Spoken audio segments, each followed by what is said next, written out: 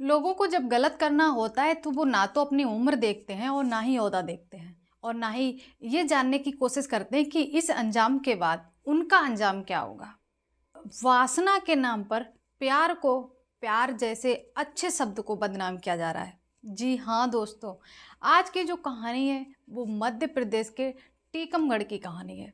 एक 13 साल की लड़की, नाबालिग लड़की को एक साथ में कई लड़कों से प्यार हो जाता है। एक साथ ही कई लड़कों से बात करती थी।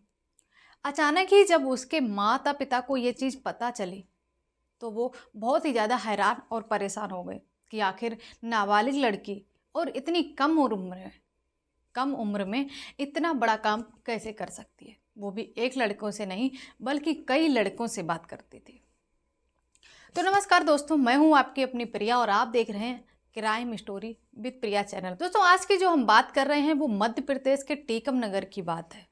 एक 13 साल की लड़की थी, वो एक साथ कई सारे लड़कों से बात कर रही थी। इसके बाद उसके माँ बाप ने उसे ये सब करने से मना भी किया लेकिन नहीं मानी। इसके बाद उसका जो अंजाम हुआ उसकी सज़ा माता पिता को भी भुगतनी पड़ी। दोस्तों वीडियो में आगे बढ़ने से पहले चैनल को सब्सक्राइब कर लीजिए, बेल आइकन को प्रेस कर दिए। वक्त को ज़ाया ना करते हुए बढ़ते हैं वीडियो में आगे और जानते हैं आखिर इस कहानी में ऐसा क्या है। मध्य प्रदेश के टीकमगढ़ की है। टीकमगढ़ में एक छोटा सा परिवार रहता था जिसमें माता पिता और 3 बच्चे रहते थे। आज की जो कहानी है वो मध्य प्रदेश के टीकमगढ़ की कहानी है। टीकमगढ़ में गंगाराम का छोटा सा परिवार रहता था। तभी गंगाराम एक शोभा नाम की लड़की से शादी कर लेता है। शोभा पहले से ही शादीशुदा थी लेकिन किसी कारण उसके पति की देहांत हो गई थी। इसी वजह से शोभा ने अपनी दूसरी शादी गंगाराम से की। शोभा की एक बेटी भी थी जिसका नाम नीतू था। गंगाराम ने शोभा की बेटी को भी अपनाया और शोभा से शादी करने के बाद दोनों ही बहुत ही खुशहाल जिंदगी जी रहे थे।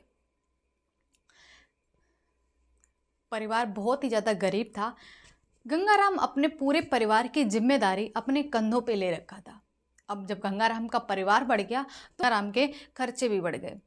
शादी के कुछ टाइम के बाद गंगाराम के 2 बच्चे भी हो गए। इसके बाद गंगाराम के 3 बच्चे हो गए और उन गंगाराम के माता पिता भी थे। तभी गंगाराम फैसला करता है कि अब वो बाहर जाके कमाएगा।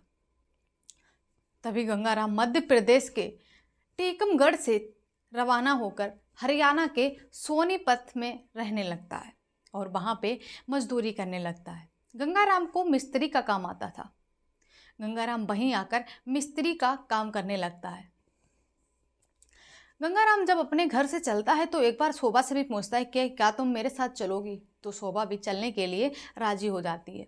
साथ में शोभा को लेकर गंगाराम हरियाणा के सोनीपत में आ जाता है और वहाँ पर एक रूम लेता है और काम के सिलसिले में घूमने लगता है। वो मिस्त्री का काम आता था। तभी गंगाराम मिस्त्री का काम पकड़कर काम पे जाने लगता था। कुछ टाइम के बाद गंगाराम ने अपनी पत्नी शोभा को भी अपने ही साथ अपने काम पर लगा लिया।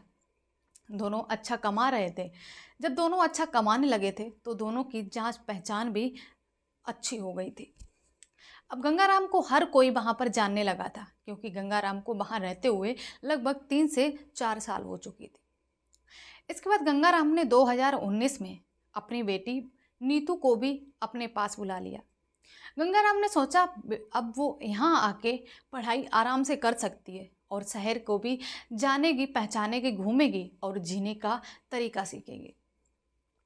लेकिन गंगाराम और शोभा को ये नहीं पता था कि उनकी लड़की बिगड़ चुकी है। वो एक साथ कई लड़कों से बात कर रही थी। दोस्तों जब नीतू छोटी थी, 6 क्लास में पढ़ रही थी, तभी से लड़कों से बात करना स्टार्ट कर दिया था।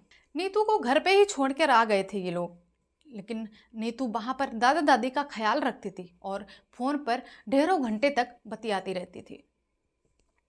नीतू को जब गंगाराम ने सोनीपत में बुला लिया, इसके बाद वो वहाँ पर आने के बाद भी नीतू अपना बात करने का सिलसिला जारी रखती है। नीतू टाइम टू टाइम बात करती थी और घंटों कई लड़कों से बात करती थी। गंगाराम और शोभा सुबह में काम पर चले जाते थे। तभी नीतू अपने छोटे भाई और बहन को रूम पर ही रहती थी। छोटे भाई बहन होने के कारण वो अपने भाई बहनों का नाजायज़ फ़ायदा उठाती थी और पूरे पूरे दिन लड़कों से बातें किया करती थी। तभी नीतू एक बार अपने पिता से बोलती कि मुझे कुछ किताबों की ज़रूरत है, मुझे किताबें दिला दो, मैं पढ़ाई करना चाहती हूँ। तभी गंगाराम बोलता है, ठीक है, मैं तुम्हारी माँ को पैसे दे दूँगा और वो किताबें ले आएगी। इधर नीतू घर का काम भी अच्छे से संभाल रही थी और साथ ही साथ उन अपने छोटे बहन और भाई का भी ख्याल रख रही थी। एक दिन गंगाराम और उसकी पत्नी उठे तब तक नीतू ने नाश्ता बनाया और खाना बनाकर टिफ़िन पैक करके उन दोनों को घर से भेज दिया और नीतू फ़ोन पर बतियाने लगती है। जब नीतू घंटों देर तक फ़ोन पे बातें कर रही थी तभी अचानक उसकी माँ आकर उसके फ़ोन को देख लेती हैं और उसके फ़ोन को पकड़ लेती हैं। तभी शोभा पूछती है कि आखिर तुम बात किससे कर रही हो। वो कुछ भी नहीं बोलती है और शांत रहती है। इसके बाद दूसरे दिन भी वो यही देखती है कि शोभा फ़ोन पर लगी पड़ी है। ये सिलसिला चलता गया लेकिन नीतू ने अपनी आदत नहीं छोड़ी। इसके दूसरे दिन भी गंगाराम और उसकी पत्नी काम पर चले जाते हैं। जब काम पर से लौट के शोभा आई और वहाँ से बोल के आई कि हम नीतू के लिए कुछ किताबें लेने जा रहे हैं। तभी नीतू आई, रूम में देखा तो सिर्फ उसके 2 छोटे भाई बहन थे। नीतू रूम में नहीं थी। तभी शोभा छत पे जाती है और देखती है कि नीतू उल्टी छत पर पड़ी हुई है। जब शोभा ये देखती है तो तेज तेज से चिल्लाने लगती है। जब ये तेज से चीखने की आवाज़ मकान मालिक सुनता है तो वो भी वहाँ पर दौड़ के पहुँचता है और देखता है तुरंत ही लड़की को उठाकर उस नज़दीकी के हॉस्पिटल में भर्ती कराते हैं। लेकिन तभी हॉस्पिटल में पहुँचते ही डॉक्टर उसे मृत घोषित कर देते हैं। कुछ ही समय के बाद वहाँ पे पुलिस मौजूद होती है और उनसे पूछताछ करती है, लेकिन जो नीतू के माँ बाप थे वो कुछ भी बताने के हालत में नहीं थे और बहुत ही बुरी तरीके से रो रहे थे, चीख और चिल्ला रहे थे। इसके बाद पुलिस नीतू की बॉडी को पोस्टमार्टम के लिए भेज देते हैं और जब उनसे नीतू के माता पिता पे पूछताछ करते हैं तो नीतू के पिता बोलते हैं कि मुझे कोई इंक्वायरी, कोई भी जांच पड़ताल नहीं करवानी है, कोई भी कार्रवाई नहीं करवानी है। इंसान तो चला गया, मेरी बेटी तो चली गई, अब ये जांच पड़ताल कराकर हम क्या ही करेंगे। तभी पुलिस बोलती है कि क्या तुम मुझे ये लिख कर दे सकते हो। तभी गंगाराम लिखित रूप में पुलिस को दे देता है। तभी पोस्टमार्टम में रिपोर्ट में ये साबित होता है कि नीतू की जो हत्या हुई थी वो गला घोंट कर हुई थी। लेकिन जब पुलिस ने मकान मालिक से पूछताछ की तो मकान मालिक ने बताया कि इनके परिवार के अलावा घर में कोई भी आता जाता नहीं था। अभी पुलिस को उसके माता पिता पर शक हुआ और शोभा और गंगाराम से कड़ाई से पूछताछ की। जब पुलिस ने नीतू और गंगाराम से कड़ाई से पूछताछ की तो गंगाराम ने पूरी स्टोरी बताई। अब गंगाराम क्या बताता है दोस्तों, ये जानने से पहले चैनल को सब्सक्राइब कर लीजिए, बेल आइकन को प्रेस कर दीजिए। आता है कि मेरी लड़की 6 क्लास से कई सारे लड़कों से बात किया करती थी। जब उसे बात करने से मना किया तो वो कुछ टाइम के लिए बंद हो गई थी, लेकिन दोबारा से फिर से वो वही काम करने लगी थी।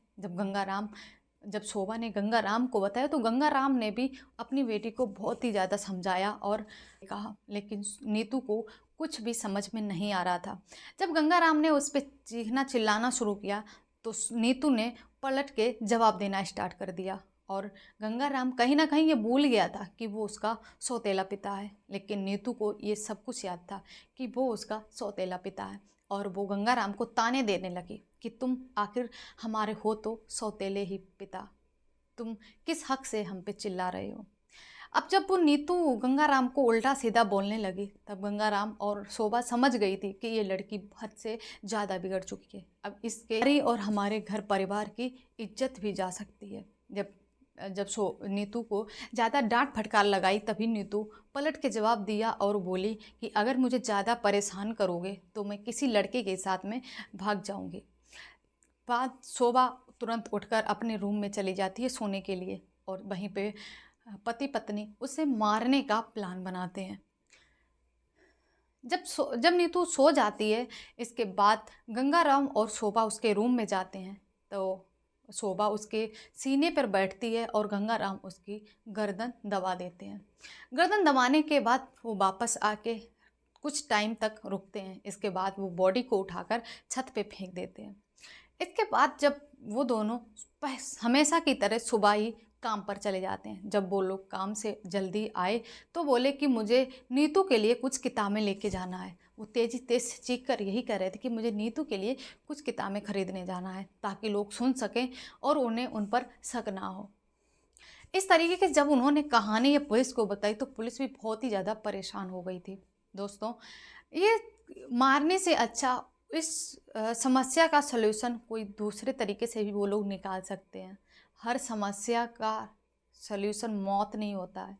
दोस्तों, आपकी क्या राय है? इसे मैटर को कैसे सॉल्व किया जा सकता था? कमेंट बॉक्स में ज़रूर बताना। आपकी क्या राय है ये भी कमेंट बॉक्स में ज़रूर बताना। अभी शोभा और गंगाराम दोनों ही जेल में हैं, तो प्लीज़ चैनल को सब्सक्राइब जरूर कर लेना, बेल आइकन को प्रेस कर देना। इसी के साथ विदा लेते हैं, मिलते हैं नेक्स्ट वीडियो में। तब तक के लिए धन्यवाद।